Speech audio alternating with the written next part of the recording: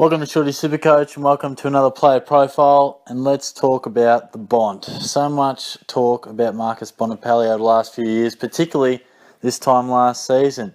Many people expecting huge things from Bontempelli after his 2016 average of 107.7, which was very impressive for a third season, but many talking 110 quite easily, even in the realms of 115. But like many of his teammates, 2017 was fairly forgettable for many Bulldogs. Bontempelli wouldn't say it was forgettable. It was certainly a reasonably good season, and he certainly held his head pretty high, of course, won their best and fairest.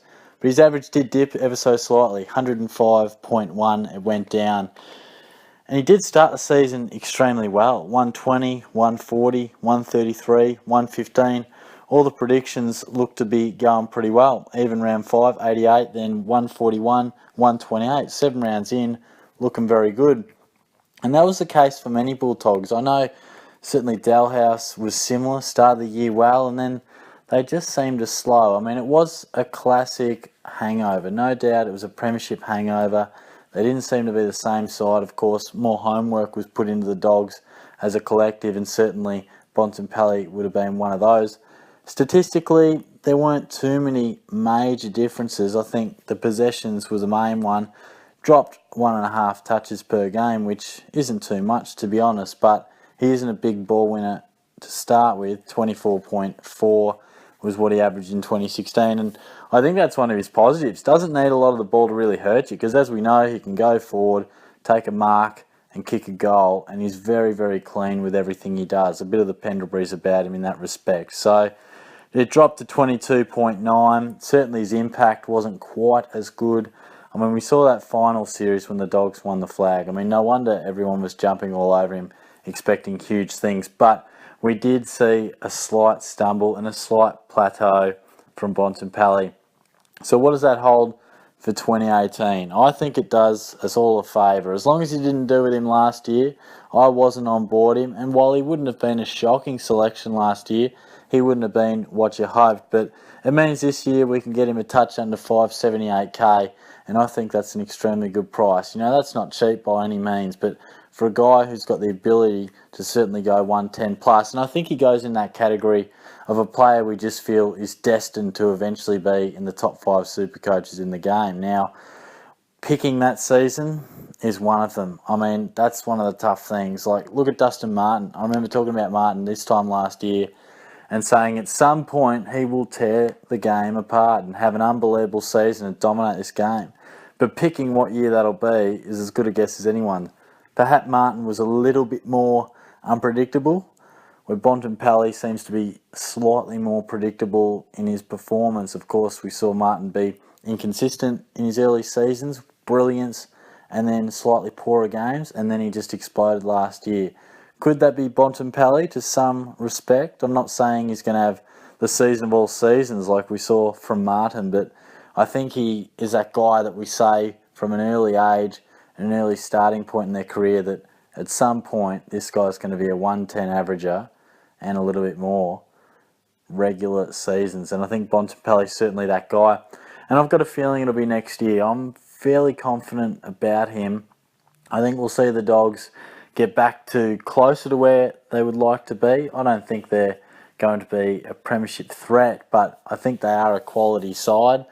And when they're up and about, they show that they could be. I don't think they'll ever get to the premiership like they did in 2016. They certainly rode a wave of momentum and emotion, but they can be much better than they were last year. And while Bontempelli as an individual isn't fully dependent on the team, it is difficult to play your best footy when the team is struggling. I think Bontempelli was probably asked to do a little bit too much at times, play almost more roles than he could. And I do feel that next year, if the Dogs can get back to some slightly better footy and a few other players through that midfield pull their weight a little bit, that'll benefit Bontempelli, as well as the natural improvement. You know, he's still young. I mean, how old is he? 23, 22, I think he is, around about that, something in between there. Played the 85 games, so he's above where he should be. He's ahead of the curve, but we seem to judge him because he did have such a good season in 2016. Sometimes it's not as easy to just go step by step by step, continually going up. we'll just average 100, then 106, and boom, we'll average 114, easy as you like. Footy doesn't work like that, and Bontempelli got a bit of a hurdle last season, but I do feel we will see him continue to go up and get back to his very best with a little bit of gradual improvement, learning to deal with the expectation, learning to deal with extra attention from the opposition, getting to know himself better as a footballer. He's as classy as anything. If he can even just win 25 touches a game, which isn't hard to do, he's capable of kicking the goals, being super clean, and having a huge impact when it matters. If you're asking for a guess of where I think he'll land in the averages, I'm thinking he'll break the 110. How much by? Probably not stacks.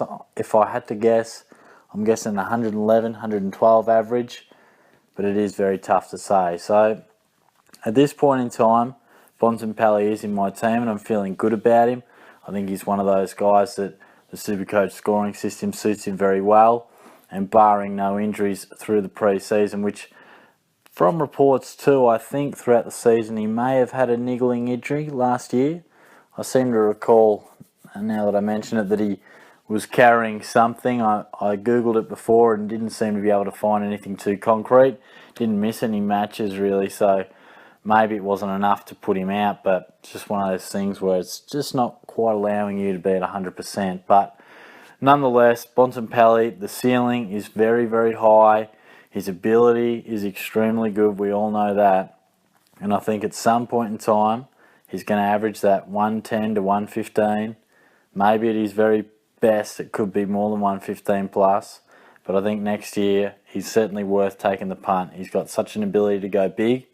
And I think with a bit more consistency as the Dogs get over that hangover and a bit more of an even spread, and it'll help by other midfielders pulling their weight a bit more and chipping in, Bontempelli might be able to get a bit more delivery when he's in attack, and he might be able to play a bit more midfield time, or not more midfield time, but just sometimes it's tough when you're trying to do the load yourself. I mean, we saw with Joel Selwood when Geelong's midfield maybe wasn't as star-studded as it was now. It can be difficult when you're being asked to do so much as the clear best player. It can take a toll on you week after week after week. So Bontempelli, I'm on board him. I wasn't last year, but I'm on board him this year. I think he's a very good option, and I hope you select him. But I do like to see what people have to say, so certainly give me a comment. Let me know what you're thinking. Am I way off the mark? Do you think I'm on the money? By all means, let me know. Give the video a like, subscribe to the channel, of course, and I'll chat to you guys soon. Cheers.